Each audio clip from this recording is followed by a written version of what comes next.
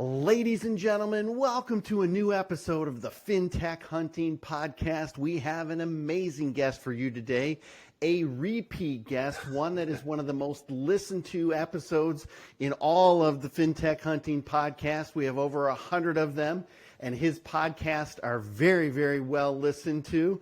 He is an industry expert, a thought leader, a fellow podcaster, and an evangelist for educating consumers on their financial wealth and well-being and how to create transparency throughout that whole process. Please help me welcome the amazing Brian Vieaux, President and COO at Finlocker.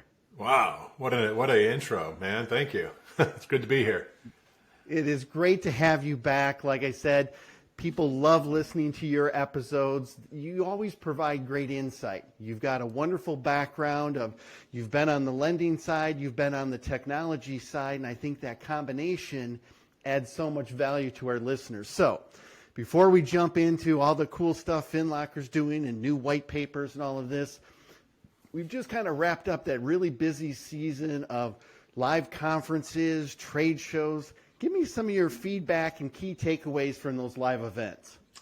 Well, probably the most obvious takeaway was people were starved for that experience. It was amazing to just to see how people reacted and were reacting to actually being live and not through a screen anymore, So that was pretty cool. The other observation, so for me, as you said, I spent a lot of time, most of my career as a lender. And so, 2-3 years ago and beyond these events, I would be, the client, and I would have, folks trying to get on my calendar, and that's been reversed here of late. And what I took away from the most recent events was people were genuinely interested in having discussions and meetings and learning about kind of new opportunities and new solutions in the market. I thought that was really encouraging. I couldn't agree more.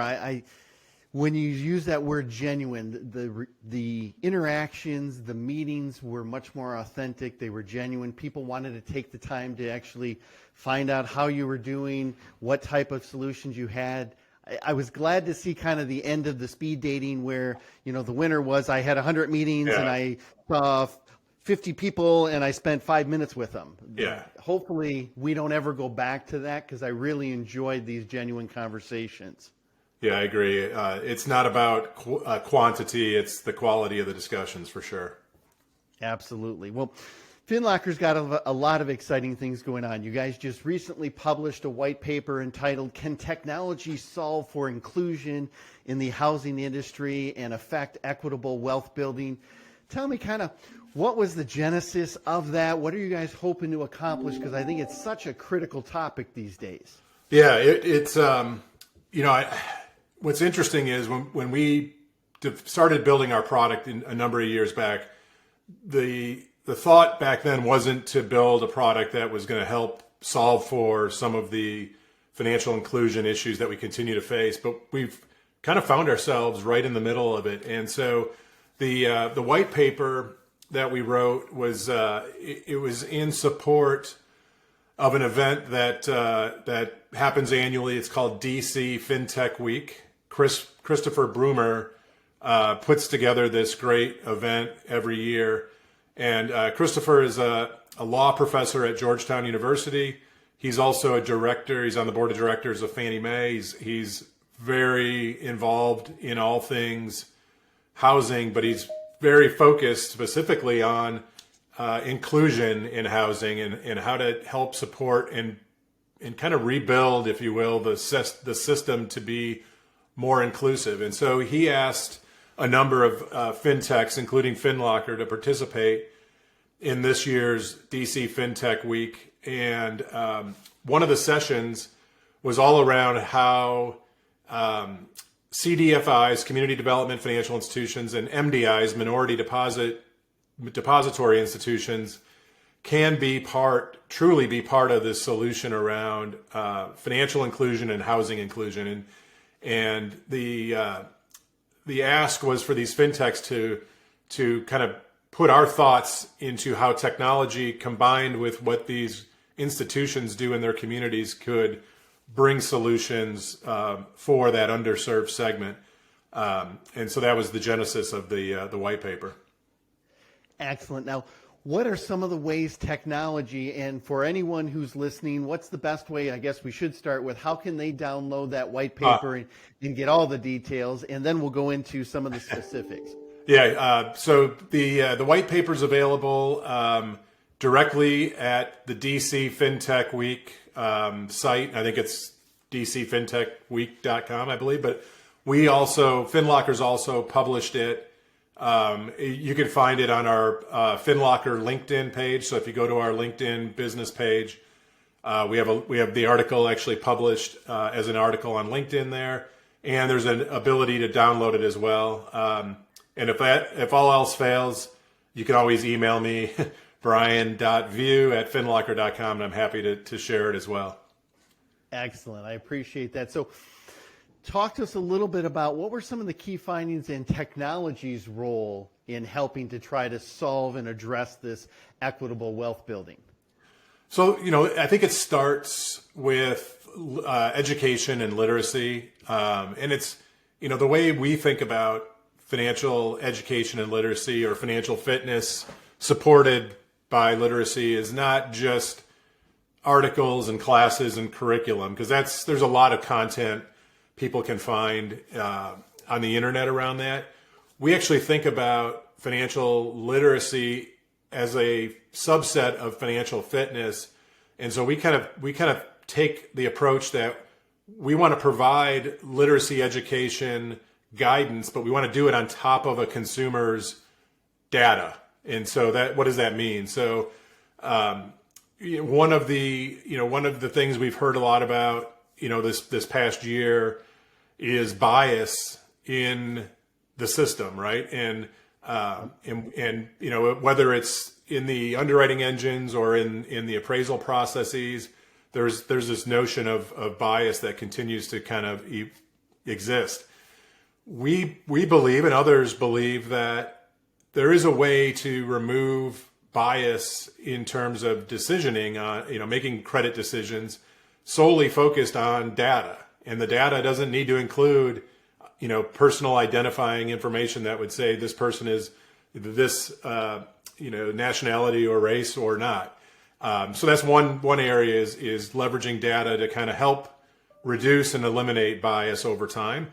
But for us, the focus that we take is on helping consumers, all consumers, understand where they spend money today, understand the combination of their spending, their credit history, their income, their employment, and their overall credit. How does all that come together and paint a picture for readiness? And readiness means a lot of different things to a lot of different people, but in the mortgage context, it's really helping position somebody to be successful when they make a mortgage application, right? Improve their chances of an approval.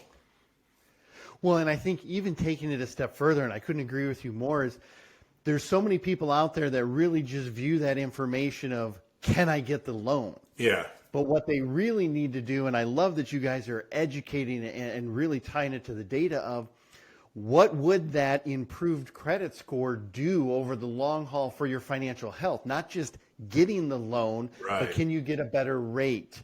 Can you get a better term? Are you in more favorable position long term from your financial well-being when you know the numbers and know, hey, if I just did these three things, I could improve 20 points, and this is the impact it would have on the types of loan that I could get, the rates that I could get. And I think those are the things that I think are so critical, and I couldn't be more excited that you guys are really helping educate people out there.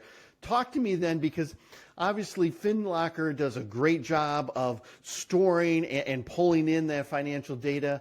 How important then is collaboration with so many other partners, these credit providers and Fannie and Freddie and all of, because it's not just one person making that decision. There's a lot of factors that have to come together.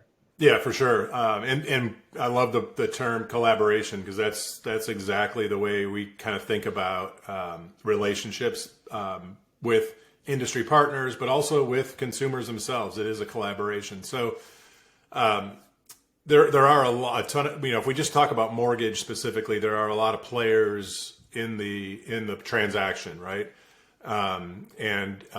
We're not necessarily solving for all the connection points from a realtor to the title to the lender, but we do believe that we help the lender specifically create a different type of relationship with the consumers that they're seeking to work with, especially a lender who is focused on getting up the funnel, if you will, engaging consumers much earlier in their journey and thinking about the importance of education and literacy and preparation as part of that early journey. And so for us, it's our model is B to B to C. So it's essential that we have a partner, a lender partner, who's essentially distributing Finlocker, branded, it's their branded product, but distributing it to their customers. But we do bring in, other players. So we are a platform that allows a consumer to link financial accounts, credit, employment, and income in their locker and use that data, the direct source data, to not only build readiness, but also enable the transaction at the end of the day. And so our collaboration includes folks like Fiserv. Fiserv is who we partner with to bring the consumer's financial account data into the locker securely. Transunion is a big one of our most significant relationships, frankly. All things credit come from Transunion, including the credit score, credit report, the tools that allow a consumer to simulate changes to their credit if they were to do certain things like paying off or down a credit card. We have a relationship with a platform called eCredible, which is super cool. It allows a consumer to take payments they already make today, like to utilities and rent as an example, and create a trade line on those payments. So oftentimes consumers, especially younger consumers, and frankly, a big portion of underserved consumers are making payments today in the system, but aren't getting credit for those payments in the system. And so this is another very important relationship that we believe is supporting this inclusion effort to help people build credit that don't already have credit, or improve credit if they have light credit that will give them a better chance to get in the mainstream financial system. Excellent. And those partnerships are so critical. You used a term that I think is so critical today of direct data sources. Yeah. Explain our listeners a little bit of why that's important, and more importantly, how does that help streamline and improve turn times and efficiency and data quality? So the best way to describe it, I always, put my phone up there, right? I don't know why, but we believe, and I think a lot of people believe, that we're as an industry, but just as a country, we are very close to having all of us have all of our financial DNA, thumbprint, iris scan available at all times in real time, right from our little mini computers here. And so direct source data is what's going to drive this concept of a, verified consumer or verified borrower, we like to say. And so direct source data is the combination of credit, right? So credit data, all of us have most of us have a credit profile. One of the three bureaus, if not all three bureaus, have information on us on how we do as it relates to paying our bills. That's one source of direct source data. Financial accounts. So all of the accounts that we have, whether it's assets, checking, savings, investment, 401k, IRA, or liability accounts, credit cards, charge cards, personal loans, auto loans, student loans, mortgage loans, all of those financial accounts have direct source data that come off of those accounts, right? So balances, deposits that are going into a checking and savings account. Some of those deposits are direct deposits from payroll that can be used to validate employment and income. And then on the liability side, it's the proof of payments, right? That then get reported to credit. So those financial accounts are all direct source data. And then finally, employment and income. So who do we work for and how much do we make? That's another area where direct source data is available. Consumers can link in their locker to their payroll. So they, log into their payroll account through the locker and link their income and employment. Their direct deposits now become part of their data set. And then finally, the wrapper, I guess, that Finlocker puts on this is identity verification. So our whole process builds off of identifying that a consumer is who they say they are, and then we bring in all of that direct source data. So direct source data it's data that otherwise, when you're applying for a mortgage, is probably the best example. Traditionally, if we go old school, you brought in your pay stubs, your W-2s, your tax returns, and your bank statements. And that was all brought in paper, handed off to a loan officer, who then handed it to a processor and an underwriter who validated it. What we call direct source data is now all of that information that's printed on those forms now is transmitted in the form of digital data, and it's already verified. So when you talk about the ability to streamline processes, you could argue that if in the case where someone's sharing from their locker, you have all this direct source data, and you can really streamline the analysis of that consumer's eligibility for a loan. Fantastic. And I think those are some of the efficiencies that people really need to take notice of, because it can streamline the process. And like you said, it's verified data so that it's validated. That it's coming from the person, that source. Excellent information, Brian. You always have a wealth. Tell me a little bit, what's on the horizon for Finlocker? What should we expect the rest of 2021 and more importantly into 2022? Well, 2021, can you believe we are at the finish line. It's amazing. We're actually, our team's getting together this week in our corporate office in St. Louis to kind of recap the year, but more importantly, really put the final touches on our 2022 business plan.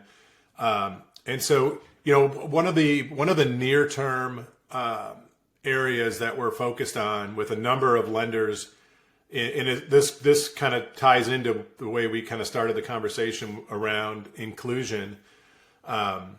There is, I think you've seen already, in the last few months or quarters, kind of news out of the CFPB and news from different state regulators that are starting to look at non-bank lenders in a similar lens as they would look at a depository as it relates to Community Reinvestment Act lending, CRA.